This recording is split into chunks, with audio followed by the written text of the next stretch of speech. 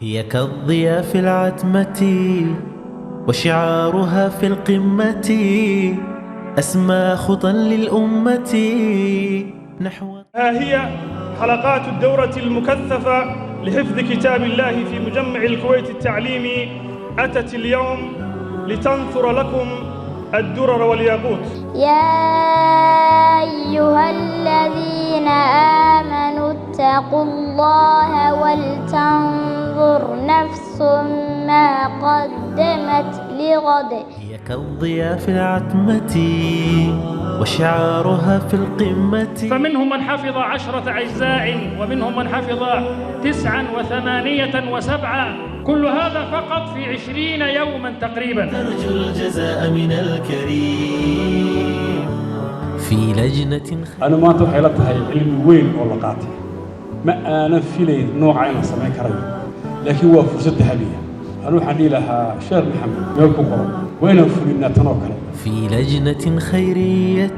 waxaynu kala u mahadcelinaynaa xukuumadda iyo shacbiga Kuwait iyo hay'adda Raxma العالمية اللجنة الإفريقية للإغاثة iyo dhammaan cid kasta oo gacan ku leh inay halkan quruxda badan runtii ay gacan ka geysato.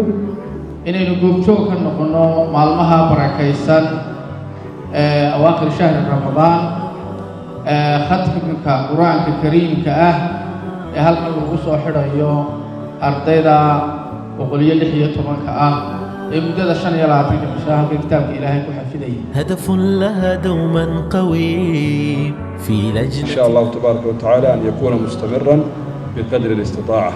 إن لتشوف تيار أنت نوع سكرة إلى رمضان نذكره فصح يدا. في لجنة خيرية.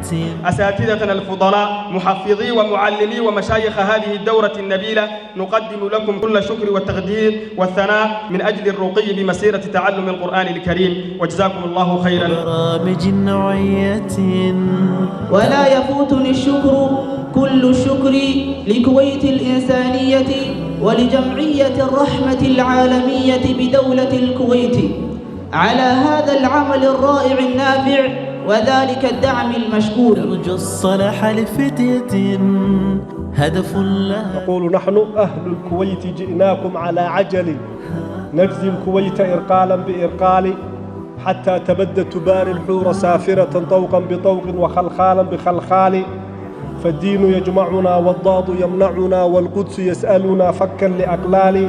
الكلمات التي قيلت كبيرة وكثيرة، فلا أستطيع أن أزيد عليها إلا أن أهنئ أبناءنا الحفاظ على ما وصلوا إليه، وهذه تعتبر البداية لمن أراد أن يواصل تعليم القرآن الكريم في هذا المجمع، فنرحب به. أخص بالذكر من أتمموا حفظ القرآن الكريم، أنشأنا قسم القراءات أو قسم الإجازة، فنرحب بمن ختم القرآن أن يلتحق بهذا المركز لأخذ الإجازة على يد مشايخ فضلاء بإذن الله تعالى. ولا يفوتني أخيرا أن أشكر اللجنة الإفريقية للإغاثة ومنظمة الرحمة العالمية مما ساهموا من جهود تعليم بلادنا، وما أقول الشيء الثاني إلا نحن معكم وندافعكم ونكون معكم في كل وقت. دوما باقيا بتعاملات راقية ترجو الجزاء من الكريم.